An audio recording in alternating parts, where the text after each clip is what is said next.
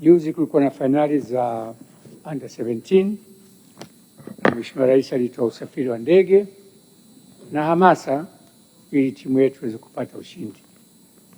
Kwa bahati mbaya, mpira una matokeo machungu, hatukufanikiwa. Lakini pamoja na hayo, kuna wabunge walijiunga na msafara huu kwenda Morocco.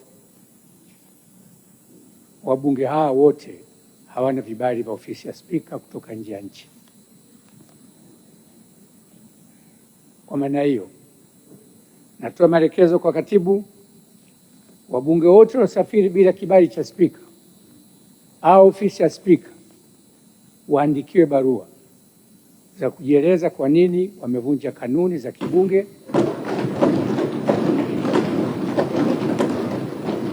na kutoka nje ya nchi bila kibali cha ofisi ya Spika. Pamoja na nia njema iliyokuwepo, taratibu za kibunge lazima zifuatwe. Katibu wape siku 4 kuleta majibu yao, na pale wataposhindwa, hatua za kikanuni za kinidhamu zichukuliwe dhidi ya wabunge wote walikwenda Morocco bila kibali cha ofisi ya Spika.